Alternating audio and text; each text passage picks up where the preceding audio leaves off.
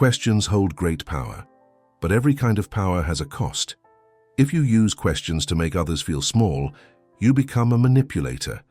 But if you use them to help others see clearly, you become a thinker. Socrates was a man who never lost a debate, not because he was always right, but because he never argued just to win. While others wore themselves out defending their opinions, he stayed calm. He simply asked questions, each one sharp and clear like a blade. His questions cut through confusion until people's arguments fell apart on their own. He didn't raise his voice. He didn't try to look clever. His tools were silence and reason, things that only a few people have the patience and self-control to use well. And today I'll share with you 5 special questions that make up what's called the Socratic method. If you can learn this skill, you won't just win arguments. You'll guide conversations, understand situations, and even influence people. But remember, this power isn't meant for those who want fame or attention. It's meant for those who want to master not only others, but also themselves. Before we explore these 5 questions, let's first understand why asking questions is stronger than arguing and why these 5 are so powerful. When someone argues, they reveal their weak spots. They build a tall tower made of words, but every tower can crumble if one key brick is pulled out. The person who questions doesn't build towers. They dig. They dig down to the base, to the roots of belief. And once the ground under that belief breaks, the whole argument falls apart. A question may be unseen, but it carries the quiet strength of truth. You can't lose when you ask a question. A statement can be false, but a true question cannot be wrong. Here lies the secret advantage. Arguments make people defensive, but questions make them think. Socrates understood this deeply. He knew the ego always wants to feel right, so instead of fighting it, he gently led others to uncover the path of their own thinking. And when people finally reach the end of their own map of ideas, they often discover that the ground they've been standing on isn't solid. It's just sand. The goal was never to win. It was to free themselves from false beliefs. Part 1. What do you mean by that? The sharpest misunderstandings often hide behind the softest words. People argue endlessly, not because their ideas are truly opposite, but because their definitions are. The phrase, "I just want respect," can mean 100 different things. To one person, it means being listened to. To another, it means being obeyed. The same word, the same sound, yet 2 entirely different worlds. Socrates knew this. Before he ever challenged a belief, he clarified the meaning. His first weapon was not logic, it was precision. When you ask, "What do you mean by that?" you force vague thoughts to take shape. The fog turns into form. The conversation leaves the world of emotion and enters the world of reason. Most people don't dislike truth, they dislike being unclear. They think they understand each other until one calm question exposes how far apart their meanings actually are. Clarity is often all that's missing between conflict and understanding. Socrates would stop a debate the moment he sensed confusion in language. If someone said, "Virtue is doing what's right," he would gently ask, "And what is right?" Then silence would fall, because defining virtue requires defining rightness, and defining rightness requires defining goodness. A web of thought most people never explore. The question seems simple, but it reveals how fragile our words truly are. People think in symbols, but they rarely test them. Freedom, justice, love, success, these are not truths, they are mirrors reflecting whatever meaning the speaker has chosen. The Stoics shared this obsession with precision. Marcus Aurelius wrote, "Call things by their proper names." He meant that the first step to wisdom is linguistic honesty, to describe things as they are, not as we wish them to be. When anger arises, don't call it righteous passion, call it loss of control. When laziness appears, don't name it self-care, name it avoidance. The mind gains strength when words stop lying. That's what the question, "What do you mean by that?" accomplishes. It strips illusion from language. You can use this question in any discussion. When someone says, "You were disrespectful," instead of defending yourself, ask calmly, "What does disrespectful mean to you?" Often they'll pause because they've never defined it clearly. Maybe to them, disagreement equals disrespect. Maybe it's tone. Maybe it's simply not giving them what they wanted. By uncovering their meaning, you dissolve the conflict before it becomes a war. When clarity enters, emotion leaves. This question is also a shield against manipulation.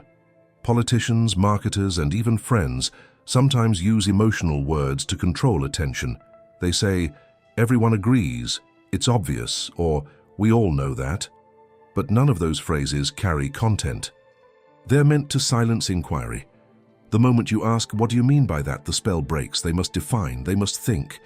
And in that instant, power shifts back to reason. But remember, tone matters. Don't use the question like a blade to cut others down. Use it like a light to see more clearly. Socratic questions lose their magic when mixed with sarcasm or pride. The goal isn't to trap someone, it's to uncover truth together. Ask gently, listen fully, and stay silent long enough for their answer to unfold. The calmness of your tone carries more weight than the sharpness of your intellect. You'll notice that this question also turns inward. Ask yourself, what do I mean when I say I want success? What do I mean when I say I'm tired or fulfilled or in love? Many of our internal conflicts come from undefined desires. We say we want freedom, but we never define what we do with it. We chase happiness, but can't describe what it looks like beyond a feeling. Without definition, the mind wanders in circles. By naming things clearly, we stop chasing ghosts and start building realities. Clarity isn't cold, it's liberating.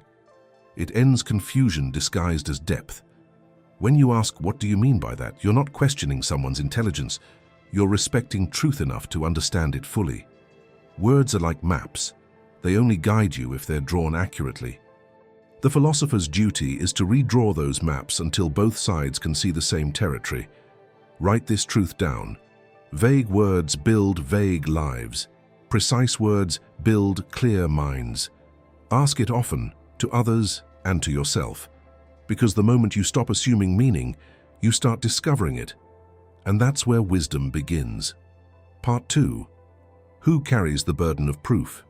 Every discussion hides a silent weight. The burden of proof. Someone must carry it, and whoever refuses to do so tries to win by force instead of reason. Most people never realize this balance exists.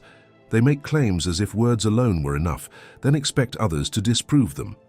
But philosophy is not a shouting match, it's a discipline of fairness. The Stoics and Socrates before them understood that truth is not found by whoever speaks louder, but by whoever shoulders the responsibility to prove what they claim. To ask who carries the burden of proof is to restore order in a conversation drifting toward chaos. When someone says, "This idea is obviously true," your calm response should be, "Obvious to whom and why?" The question forces them to step back from certainty and face the weight of their own claim.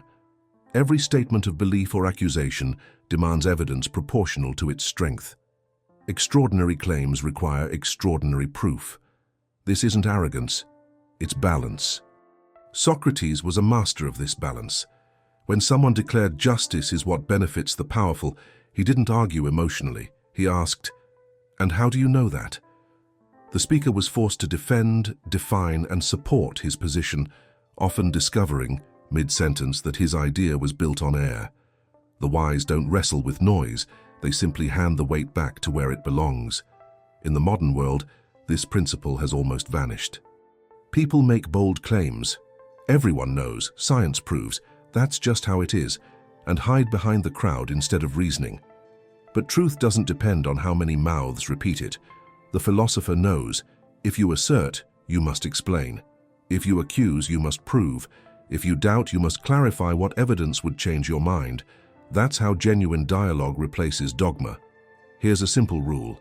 If someone claims something positive, X is true, they carry the proof. If someone claims something negative, X is false, they carry the proof. If both make claims, both share the burden, each for their side. The dishonest mind avoids this. It demands that you refute every statement it throws, as if truth were a game of exhaustion. Socrates never accepted that trap. When cornered with empty assertions, he would pause and ask, "What gives you that certainty?" If no evidence followed, he let silence do the rest. The moment a claim has no foundation, it collapses under its own weight. In daily life, this question becomes your shield against manipulation. When someone says, "You always mess things up," don't rush to defend yourself. Ask calmly, "Always? Can you give me an example?" They'll either produce facts or expose exaggeration. If they can't, their statement loses power, not because you fought harder, but because you refused to carry a burden that wasn't yours. At work, when a colleague insists, "This idea won't work," ask, "Based on what evidence?" In personal life, when someone declares, "You've changed," you can say, "In what way? And how do you know?" These questions shift the focus from emotion to evidence. They train both sides to think, not just react. The Stoics saw this as an act of justice, not the legal kind, but the moral one. Giving each claim its proper burden is an act of intellectual fairness. It prevents you from wasting energy fighting shadows.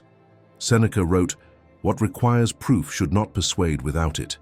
He knew that lazy belief leads to slavery, because when people stop asking for evidence, they start obeying whoever sounds confident.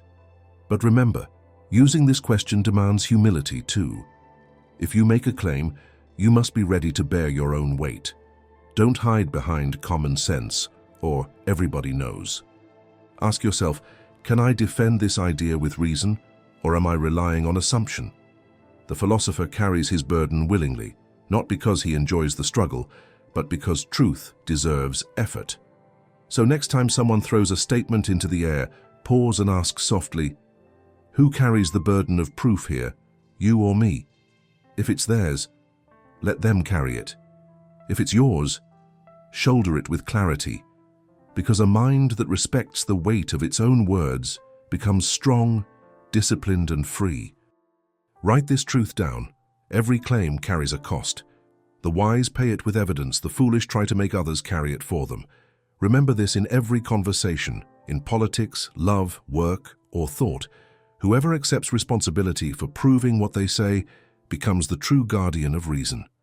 And whoever avoids that weight, no matter how loud they speak, walks empty-handed in the realm of truth. Part 3. How do you know that's true? It sounds like a small and harmless question, but it holds the power to break illusions. Everyone carries beliefs, but very few people actually understand why they believe them. Most ideas are not chosen carefully. They're borrowed, repeated, or picked up without thinking from others. I heard it somewhere. Everybody knows that. It's obvious. These answers show that people rarely look at the roots of their own thoughts. Most don't live by reasoning. They live by habit. They don't believe in what's real. They believe in what they've heard again and again. They believe that social media ruins the world. They believe that success only comes from a college degree. They believe that being rich is the same as being happy. But if you ask them, how do you know that's true? They fall silent, because when someone can't explain where their belief comes from, their confidence begins to fade. They start to see that what they once called truth was really just a feeling dressed up to look like logic.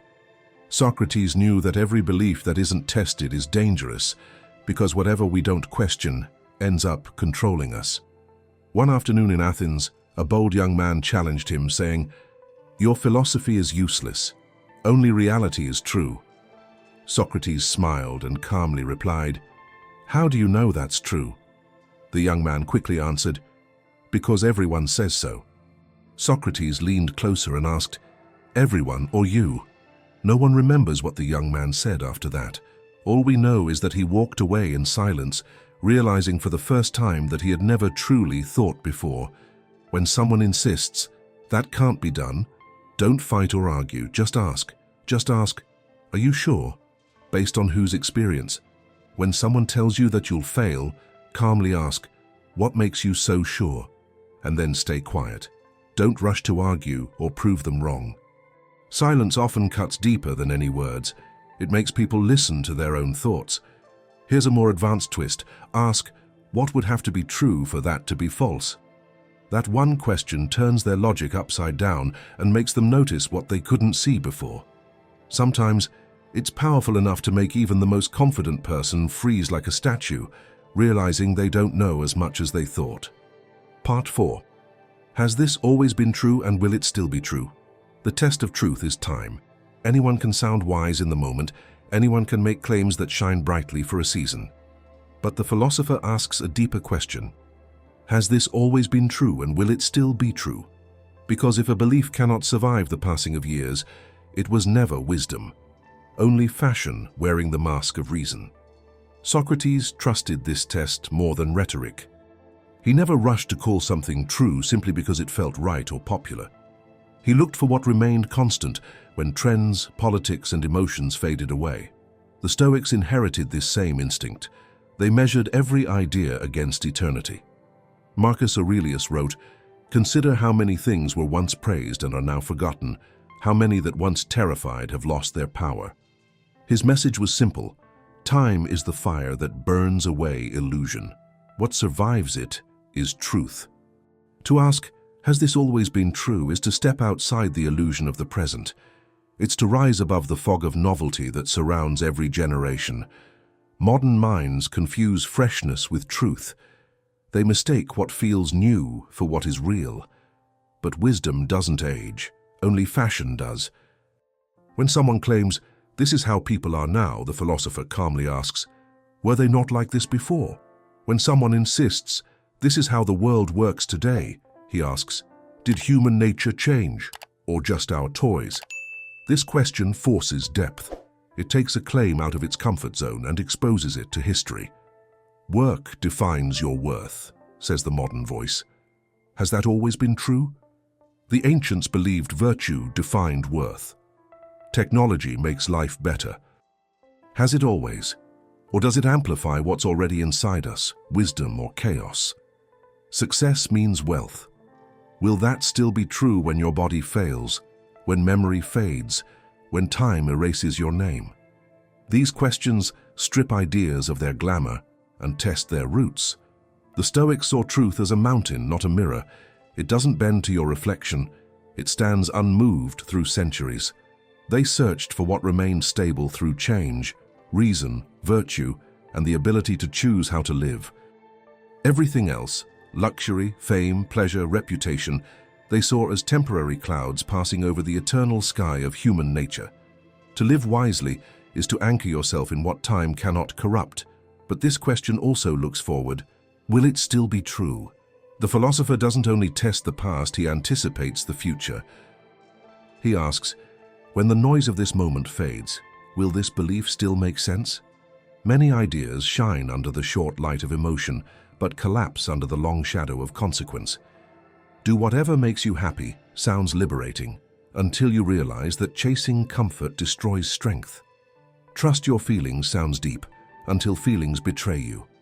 Time exposes what emotion conceals. Asking whether something will still be true is an act of foresight, a Stoic virtue. Marcus Aurelius practiced it daily. He imagined himself years ahead, looking back on the present and asked, "Will this matter?" Most things didn't. That perspective made him calm. He wasn't trapped by the urgency of now, because he'd already seen through its illusion. The same question can save you from countless regrets. Before reacting, ask, when I look back on this in a year or 10, will I still stand by it? If the answer is no, silence may be wiser than speech. This question also humbles the ego. It reminds you that your mind is part of a long chain of thinkers. Whatever feels new has probably been thought before by someone wiser, quieter, and long dead. Truth doesn't belong to any one person or time. We borrow it, test it, and pass it on. That humility protects you from arrogance, from the illusion that your moment is special, your opinions final. You are a wave in the ocean of thought. What matters is whether your wave reflects light or just foam. Use this test on yourself. When you hold a belief tightly, ask, would this have been true for someone living 1,000 years ago? Will it still hold 1,000 years from now? If the answer depends on trends, politics, or language, it's fragile. But if it speaks to the eternal, courage, justice, reason, love, then it's likely solid. Truth doesn't need defense. It only needs time to prove itself. Write this down. Time is the philosopher's ally. It reveals what impulse hides and confirms what endures. Ask often, has this always been true, and will it still be true? Because once you start thinking beyond your lifetime, your thoughts become cleaner, your ego quieter, and your choices wiser. The wise don't chase what shines today. They build what will still shine tomorrow. Part 5. What would someone who disagrees with you say? This question forces people to step outside their own thoughts, and for most, that's one of the hardest things in the world. The weak want to win. The clever want to understand. But the truly wise? They want to understand even those who stand against them. This question is a test of understanding. If you can't explain the other side's view clearly, then you don't really grasp the issue.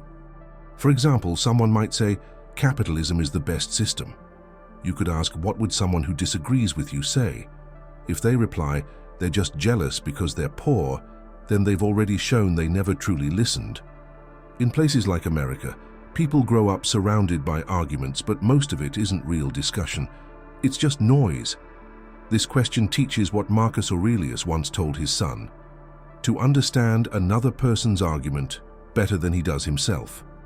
That is the highest form of wisdom. Now imagine this. There's a talk at an old military academy about discipline. A young officer stands and says, "The army is fair. Whoever breaks the rules is punished." Then an older teacher leans forward and asks, "But what if the rule was made by an unjust man?" The whole room goes quiet. That silence, that's the power of a changed perspective. It opens doors people never knew were there. How can you use this? In a political discussion, don't rush to fight back. Ask, if you had been born in another country, would you still think the same way? In a personal argument, ask, if you were in my place, how would you feel? One simple question can melt all the coldness in a conversation because it reaches something deeper than logic. It touches empathy. Part 6. What are you assuming? Every argument is like an iceberg. The part you see, the words, is small. What really supports it are the hidden assumptions underneath. Let's look at this example. People should go to college because college leads to good jobs. Sounds fair, doesn't it? But under that, there are several beliefs no one questions. It assumes everyone wants the same kind of job. It assumes that the worth of life is measured by money. It assumes that college always brings success.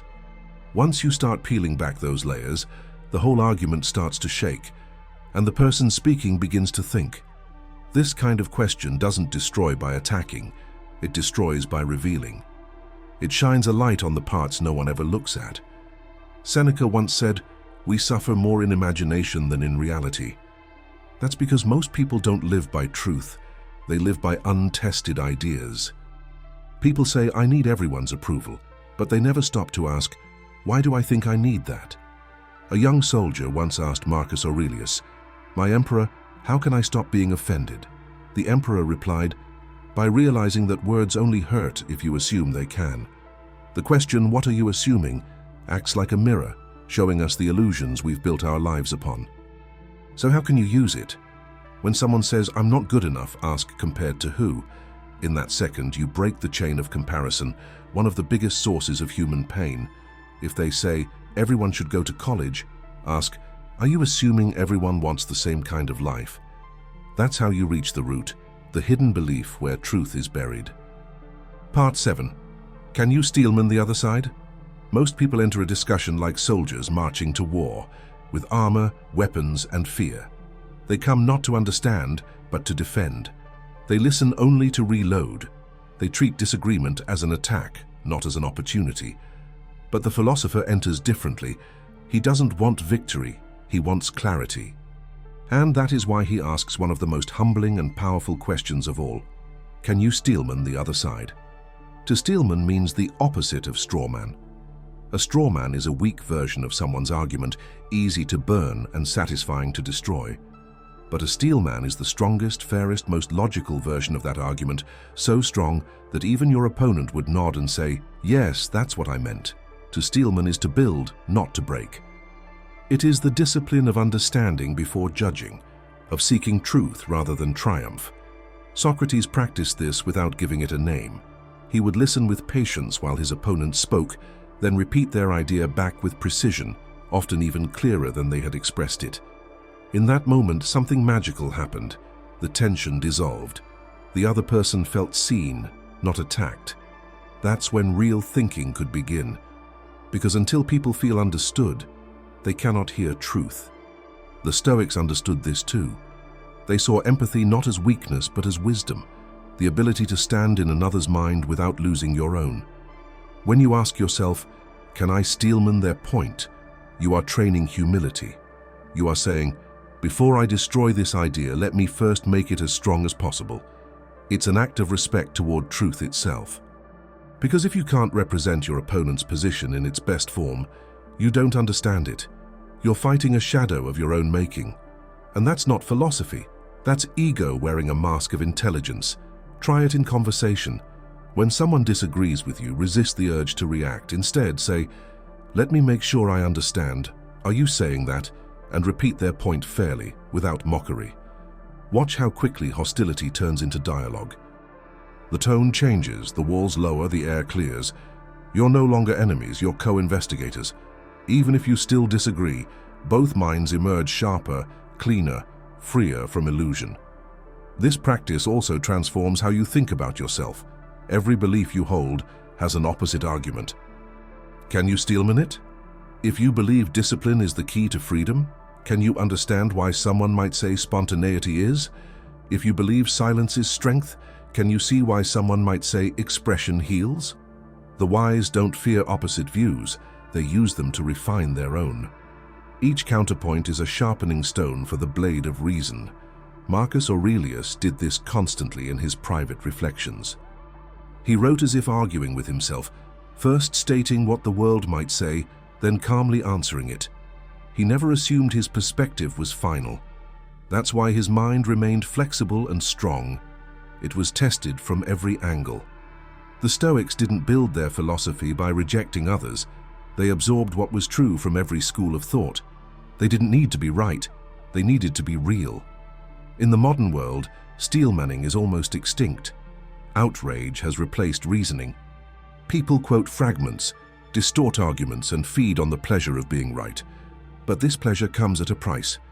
It kills understanding. It makes the mind lazy. To steelman is to reclaim the lost art of honest dialogue, to rebuild the bridge between logic and empathy. It's to say, I respect truth more than I respect my pride, and there's a deeper benefit. When you build the best version of your opponent's view, you either discover that they were right in ways you hadn't seen, or you make your own position stronger by understanding what it must overcome. Both outcomes are victories, not for the ego, but for wisdom. The greatest minds in history, Socrates, Epictetus, Aurelius, all practiced this discipline in silence. They didn't argue to dominate, they argued to refine. But beware, steelmanning is not agreeing with everyone. It's not weakness or surrender. It's clarity through fairness. It's sharpening your blade before striking, not to harm, but to cut through confusion cleanly. It takes courage to do this, because it means admitting that you might be wrong. But that courage is what separates thinkers from talkers. So before your next debate, pause. Ask yourself, can I express their view so well that they'd thank me for it? If not, you haven't earned the right to disagree. And before defending your own ideas, test them the same way. Let them face their strongest critics inside your own mind. What survives that test is truth. What doesn't was never worth defending. Write this down. Only the strong mind can strengthen its enemy's argument. Ask it often, with others and with yourself. Because the day you can steelman both sides of a question without losing calm is the day you stop chasing victory and start seeking wisdom. The fool wants to win. The philosopher wants to understand, and in the long run, understanding always wins. But there's something important to understand. If you've been trying for a long time to step out of your comfort zone and learn more, but haven't been able to, there might be something you're not aware of. I know what it might be. Anxiety. Anxiety is like a snake that creeps up silently and affects you without you even realizing it. It leaves you feeling unwell for days, months, and even years. Living like this is like being sick all the time. But I know a solution. Stoic philosophers, along with modern psychology, have a way to help you get rid of it. I managed to cure myself of this anxiety.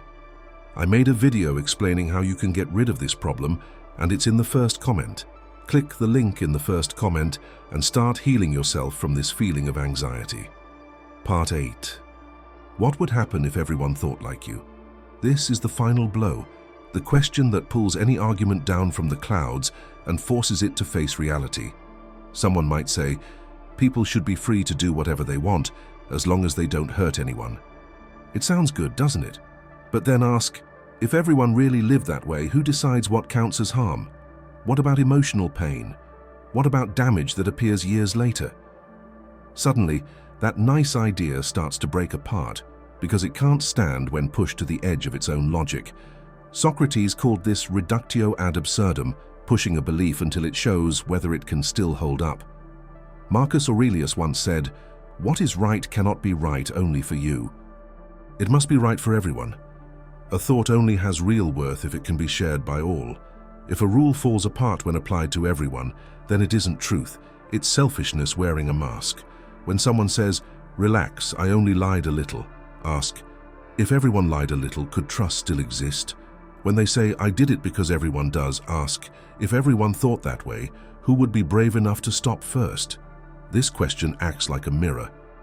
It forces people to see the results they try to ignore, and when they finally look, their false sense of comfort breaks apart. Part 9. Advanced Tactics. 1. The strategic silence. After asking your question, say nothing. Let the quiet do the work.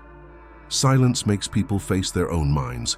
Most can't stand it, so they rush to speak, and in their rush, they often reveal things they never meant to say.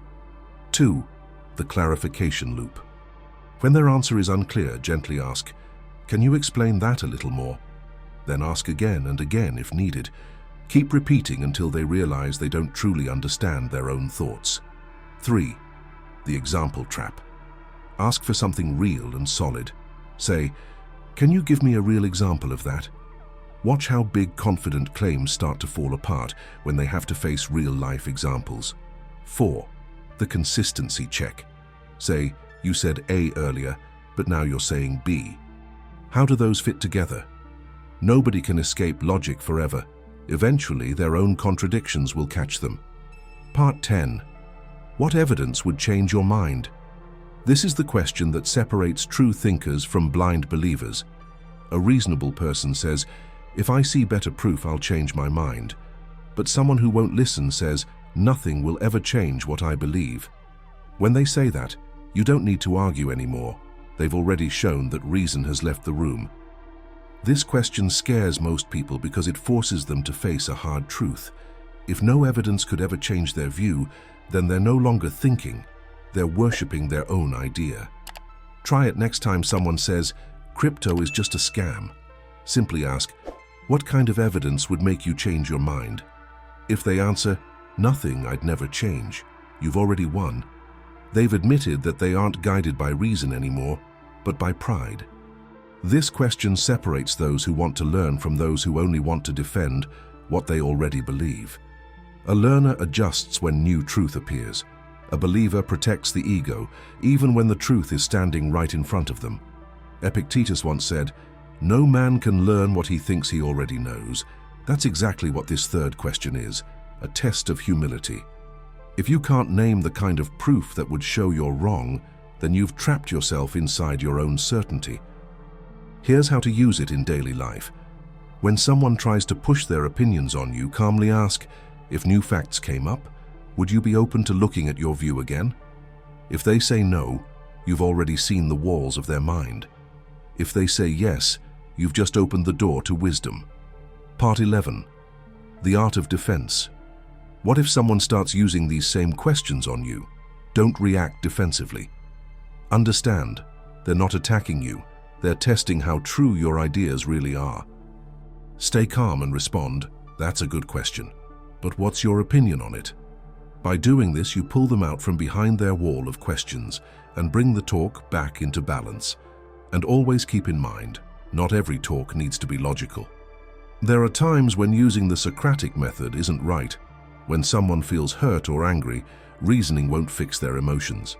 When you're talking to a boss or a teacher, they might think your curiosity is disrespect. When a fast decision is needed, too much thinking can stop things from getting done. And in close relationships, asking too many questions can sound less like care and more like criticism. A real Stoic thinker doesn't just know how to speak wisely, they know when to speak. Part 12. Is that a fact or an interpretation? Every argument in the world, from the smallest quarrel to the greatest political debate, begins with one hidden confusion: the failure to separate what is from what we think about what is. The Stoics saw this as the root of human suffering. Epictetus began his teachings with a simple distinction. There are things we can control and things we cannot. But underneath that lesson lies another. There are facts and there are interpretations. One belongs to reality, the other belongs to your mind. When someone says he disrespected me, that's not a fact, that's an interpretation. The fact might be, he spoke loudly while interrupting me. Everything after that, the anger, the judgment, the meaning we attach, is our interpretation. And yet, people build entire emotional worlds upon those interpretations as if they were universal truth. The Stoics called this error pathos, the sickness of being ruled by impressions instead of reason. To ask, is that a fact or an interpretation, is to bring light into that sickness. It's a scalpel that separates perception from projection. Most people don't want to see the difference because once they do, they lose the comfort of blame. But clarity is never comfortable. It's clean. It demands courage to face life as it truly is, stripped of the stories we wrap around it. Socrates used this very technique, though he never named it. When someone declared that man is evil, he would simply ask, what exactly did he do? The moment the speaker described the actions, the emotional fog began to lift. Often, what seemed monstrous turned out to be human. What seemed absolute turned out to be situational. Through precision, perspective was restored. We all live surrounded by interpretations that pretend to be facts. Everyone hates me. The world is falling apart. I'll never succeed. Each sounds solid until you ask, who is everyone? What part of the world? Never, under any condition. The illusion collapses under its own weight. The problem isn't that people lie, it's that they confuse their feelings for evidence. The Stoics practiced an inner discipline called epoche, the suspension of automatic judgment. When something happened, they paused and said, wait, what exactly occurred and what story am I telling about it? That pause was their shield against chaos. You can do the same. The next time you feel offended, betrayed, or certain about something, stop and ask, is that a fact or my interpretation of the fact? Write it down if you can. The simple act of separating the two cools the emotion. It shows you where your control actually lies. You can't change the fact that someone spoke harshly, but you can change the meaning you assign to it. And that meaning is where peace or pain begins. In daily life, this question transforms conversations. Imagine a friend says, she's avoiding me. You can gently ask, is that a fact? Has she said she's avoiding you? Or is that how it feels right now? Most of the time, people realize they're reacting to assumptions, not reality. You haven't attacked them, you've helped them think. And that's what philosophy really is, helping people see where their minds end and the world begins. The modern world thrives on interpretations disguised as truth. Headlines, social media, and arguments are built on emotional framing. Everything is presented as final, absolute, moral. The Stoic approach breaks that illusion. It says, show me the data, then I'll judge. This doesn't mean being cold or detached. It means being accurate. Accuracy protects compassion, because when you see clearly, you can respond wisely instead of reacting blindly. Marcus Aurelius practiced this nightly. When something disturbed him, he would reduce it to its simplest form. This is not misfortune, it is simply pain in my leg. Pain is a signal, not an insult. By reducing perception to fact, he regained his inner command. The same power is available to you. Every emotion can be translated back into a neutral description. I lost money instead of I'm doomed. She disagreed with me instead of she disrespected me. In that translation, freedom begins. But be careful. This question isn't meant to humiliate others. It's meant to rescue truth from distortion. Use it with gentleness. The goal isn't to win the debate, it's to remove confusion. Ask it calmly, without irony, and let silence follow. Most people, when given space, will realize the difference themselves. They'll soften, reflect, and correct, because deep down, everyone prefers truth once they see it clearly. So write this down. Facts are what happen. Interpretations are what we add. Ask yourself this question daily, in conflict, in emotion, in conversation. Is this what occurred or what I believe about what occurred? Because the moment you make that distinction, you stop being a prisoner of perception and become the master of your own mind. Facts free you. Interpretations, if unchecked, enslave you. The philosopher's task is not to erase emotion, but to ground it in reality, to see the world as it is, and in seeing it clearly, finally find peace. Part 13. In what context does this hold? Every idea sounds wise when taken out of context. Hard work always pays off. Follow your heart. Be honest no matter what. They echo like eternal truths until reality enters the room. Because truth, by its very nature, is not infinite. It lives within conditions, within moments, within human limits. What works in one situation may fail completely in another. The Stoics understood this better than anyone. No principle is absolute until it meets circumstance. Wisdom, therefore, isn't knowing what to think. It's knowing when it applies. To ask, in what context does this hold, is to demand maturity from the mind. It's an antidote to the blindness of absolutism, that quiet arrogance that believes one sentence can solve every problem. People love general rules because they make life simpler. They remove the burden of thinking. But the philosopher doesn't flee from that burden. He embraces it. He knows that an idea detached from context can be as dangerous as a weapon without aim. Socrates used this method constantly. When someone claimed, "Courage is good," he didn't argue. He refined. "Good when?" he asked. "For whom? In what measure?" Because courage in the wrong context becomes recklessness. Honesty at the wrong time becomes cruelty. Even mercy, when misplaced, becomes weakness.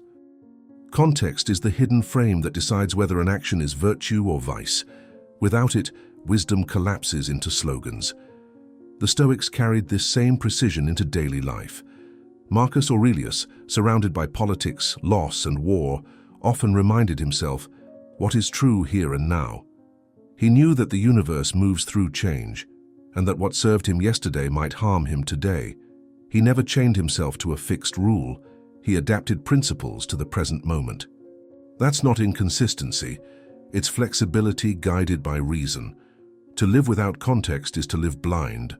Modern life, however, rewards the opposite. We live in a world of headlines, sound bites, and simplified truths. People crave certainty more than understanding. They want moral clarity without moral effort. They quote fragments as if they were eternal commandments. Cut out negative people. Always speak your mind. Never give up. But the wise person pauses and asks, when does this advice apply and when does it backfire? Because context is what turns advice into wisdom. Here's how to use this question in real life. When someone says, this method works, ask, in what conditions? If they can't describe when it fails, they don't truly understand it. When someone says, this person is toxic, ask, to whom and in what situation? Maybe they're harsh in chaos, but reliable in crisis. When you catch yourself thinking, this is always right, pause and add, except when. That simple addition unlocks intellectual humility. Epictetus taught his students that reason is like an archer. It must aim at the right target at the right time. Shooting the truth in the wrong direction is still missing the mark. Context gives direction. Without it, even wisdom becomes noise. The philosopher therefore lives in nuance, not because he doubts everything, but because he respects reality enough to see its layers. Context also protects you from manipulation. People who want to persuade often strip ideas of their conditions. They'll quote a wise phrase but hide its setting.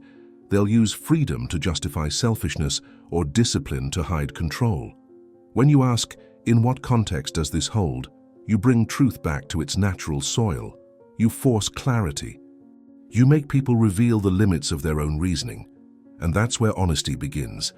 But don't use this question as a hammer to break others' confidence. Use it as a lantern. Most people aren't wrong. They're incomplete.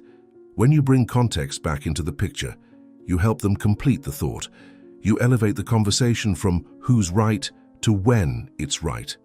That's the difference between a critic and a philosopher. The critic destroys, the philosopher refines. Context awareness is also an act of compassion. When you understand the circumstances behind a person's behavior, you replace judgment with empathy. The Stoics taught that we should interpret others' actions through understanding, not outrage. Maybe someone acted harshly not because they're cruel, but because they're afraid. Maybe someone failed not because they're lazy, but because they're lost. Context humanizes. It's how wisdom becomes kindness. So the next time you hear a confident statement, don't rush to agree or disagree. Ask calmly, in what context does this hold? Watch how the conversation slows down. Watch how certainty softens into thought.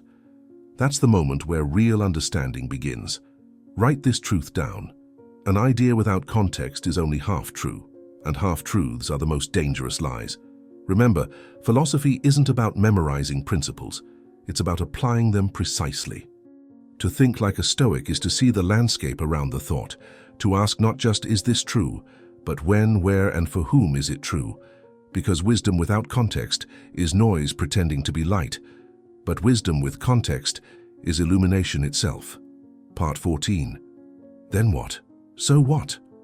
The human mind loves the first step of an idea, the excitement, the clarity, the illusion of certainty. Someone says, if we just do this, everything will work. And for a moment, it sounds flawless. But the philosopher has learned to listen differently. When he hears a statement, he doesn't rush to agree or disagree. He simply pauses and asks two small questions that shatter false confidence. Then what? And so what? These are the questions of consequence. The twin blades that slice through impulsive thinking. They force ideas to face their future. Every opinion, every plan, every belief looks clean in theory, but time always reveals what lies underneath. The Stoics understood this deeply. They lived in a world full of grand promises, power, pleasure, politics, glory. And yet they constantly asked themselves, if I get what I want, then what? What follows? Because the wise know that nothing ends at the surface. Every choice ripples outward. Every desire hides a cost. Socrates used this exact method in Athens. When someone argued for wealth, he would nod gently and ask, then what will you do with it?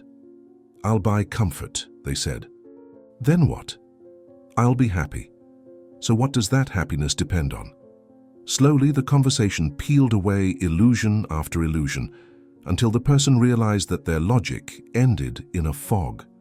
The questions didn't humiliate them. They liberated them. They turned imagination into examination. When you ask, then what? You are walking the path of cause and effect. You're forcing thought to see its destination before it arrives. I'll quit my job. Then what? I'll start my own business. Then what? I'll be free. So what does freedom mean if you're still a prisoner of fear? This is how the Stoic mind protects itself, by tracing the chain of consequences before action begins. Emotion lives in the now, reason lives in the afterward. The second question, so what, is even sharper. It tests significance. Many things feel urgent but mean nothing. The news, the insults, the opinions of strangers, all seem to demand a reaction. But the Stoic pauses and asks, so what if this happened? What does it truly change? Marcus Aurelius mastered this discipline. When he was criticized, he wrote to himself, does this man's opinion injure the universe? If not, then it wasn't worth his peace. So what? Dissolves illusion faster than anger ever could. It reminds you that not every event deserves a throne in your mind. Most noise disappears when measured against eternity. You lose hours, days, even years fighting over what was never essential. The philosopher doesn't waste life on triviality. He guards attention like a fortress, allowing only what passes the test of meaning. Together, these two questions, then what and so what, form a complete philosophy of foresight and proportion. They transform impulsive reactions into deliberate thought. When anger rises, ask, then what if I speak now? When temptation whispers, ask, then what comes after this pleasure? When fear takes hold, ask, so what if this happens? Will it destroy my character? Often the answer is no. And that no is the birth of freedom. This method doesn't make you cold, it makes you conscious. The Stoics were not emotionless, they were awake. They refused to be hypnotized by the first appearance of things. They wanted to see the full picture, from beginning to consequence. That's why their calm wasn't passive, it was earned. Every reaction they gave had already passed through the filter of then what and so what. You can practice this today. Take any thought that stirs you, excitement, anger, fear, and then follow it forward. Ask, if I act on this, then what? Picture the outcome. If the result adds wisdom, act. If it adds chaos, stop. Then look at what's left and ask, so what does this really matter in the larger picture of life? You'll be amazed how quickly false urgency fades. These questions return you to scale. They show you which battles are real and which are just echoes of emotion. Write this truth down. He who does not ask, then what, becomes a slave to impulse. He who never asks, so what, becomes a servant of noise. Wisdom is not in doing more, it's in seeing further. When you train your mind to look beyond the first step, you stop being fooled by appearances. You start living in cause and consequence, meaning and proportion, the territory where real clarity lives. The world reacts, the philosopher foresees, the world gets lost in now. The Stoic asks, then what, so what? And in that quiet space between impulse and insight, you find something stronger than certainty. You find peace. Part 15. Socratic journaling. Socrates never wrote a single book. He left no scrolls, no personal notes, no speeches of his own. His wisdom survived through conversation, through questions. But imagine if he had written. What would his pages look like? They wouldn't be filled with quotes or theories, but with sharp, honest questions. Not answers, questions. Because questions, when written daily, become mirrors for the soul. That is the essence of Socratic journaling, a discipline of thought that turns reflection into self-mastery. The Stoics inherited this practice and perfected it. Marcus Aurelius wrote, "Meditations not for the world, but for himself." It was his battlefield log, a place where he inspected his thoughts before the day began and after it ended. He wrote to confront his own illusions, to test his beliefs, to calm his impulses. Epictetus urged his students to do the same. Examine your impressions. Test them before you let them enter your mind. Writing was the arena where they practiced philosophy in private, where pride dissolved and truth emerged. Socratic journaling is not about decoration or affirmation. It's not meant to flatter you. It's meant to challenge you. Each page is a quiet interrogation. You don't write what you wish to be true. You write what you see as true. You become both student and teacher, witness and judge. The pen becomes the philosopher's companion, steady, patient, and brutally honest. The process begins with a single principle. Every unexamined thought eventually controls you. Writing breaks that control.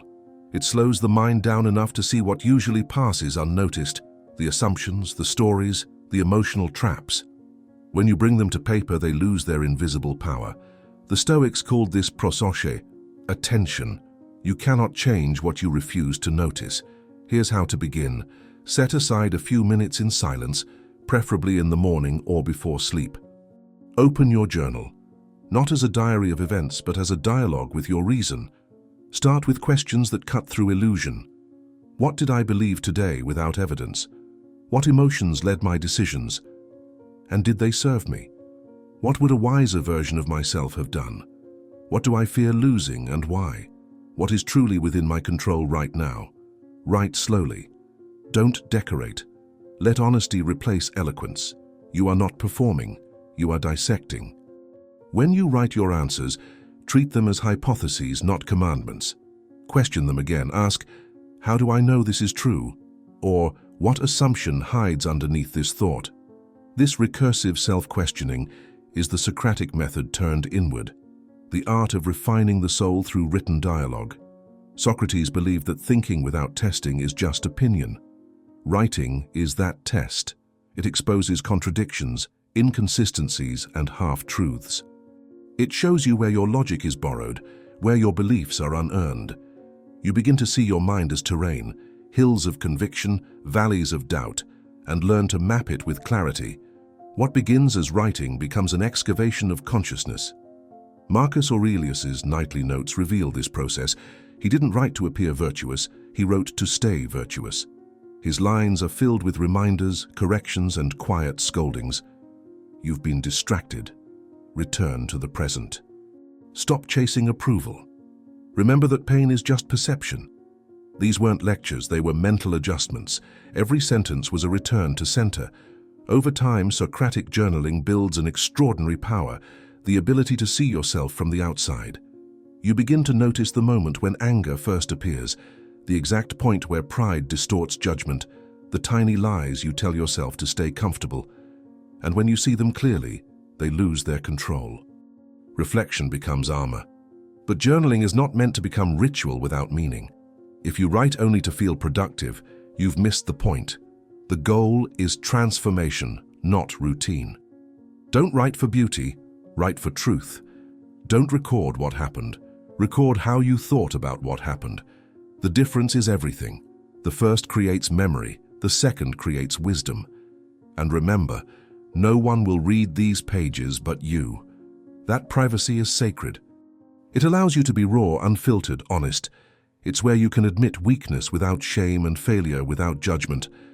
The Stoics taught that philosophy was not performance, it was purification. Each line you write is a small cleansing of the soul. So tonight, before sleep, open a blank page and ask yourself, where did I live by reason today? And where did I fall to impulse? Then write, without fear or perfectionism, until you see yourself clearly again. That clarity is the beginning of strength. Write this truth down. Writing is the mirror of the mind. What you dare to see, you begin to master. The pen is your silent teacher. The page is your temple. Return to it daily. Because once you learn to question yourself with courage and compassion, no argument, no failure, and no illusion can ever rule you again. Part 16. Using it in modern life. 1. At work. Instead of ordering, do it this way, try asking, what problems might happen if we tried the opposite? You'll get more than an answer. You'll earn trust. People feel more connected to ideas they help create. 2. In sales. Don't push, don't pressure. Lead with curiosity. Ask, if everything stays the same, what will your situation look like 6 months from now? The right question doesn't try to convince. It helps the person see clearly. And clear thinking sells far better than forceful talking ever could. 3. In parenting or teaching, instead of yelling, ask, what do you think will happen if you do that again? That short moment of reflection is how real maturity begins. That's not about control, it's about awakening awareness. 4. In love. When arguments appear, don't question to win. Question to connect. Ask, what do you need right now to feel understood? Because sometimes it isn't logic that saves a bond, it's empathy, quietly hidden inside a simple question. One honest question can do what 1,000 clever speeches never will. Conclusion: the ethics and duty of this power. Socrates was sentenced to death not for lying, but for asking too many questions that revealed truth. And that's a lesson for all of us. Questions hold power, but every power carries a cost. If you use them to silence others, you become a manipulator. If you use them to awaken others, you become a philosopher. Don't ask to win, ask to awaken. And remember, there are 3 virtues to guard. Intellectual humility, you don't know everything. Honest curiosity, ask because you want to understand, not because you want to win.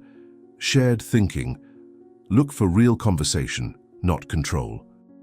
And there are 4 traps you must watch for. Pride in knowledge, thinking you're wiser than everyone else.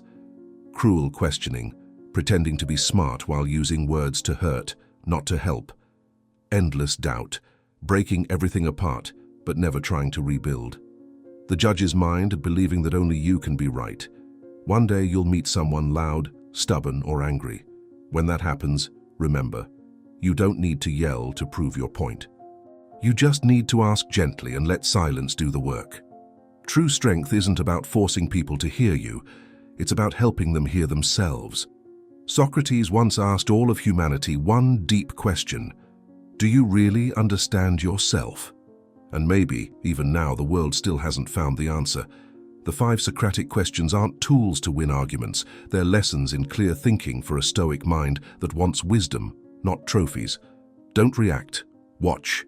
Don't command, guide. Don't fight, explore. Use these questions to help others think, but before that, use them to understand yourself. Because once you learn how to ask the right questions, no answer can ever scare you again. If you've come this far, you already belong to a rare kind of person, someone who looks for truth, not applause.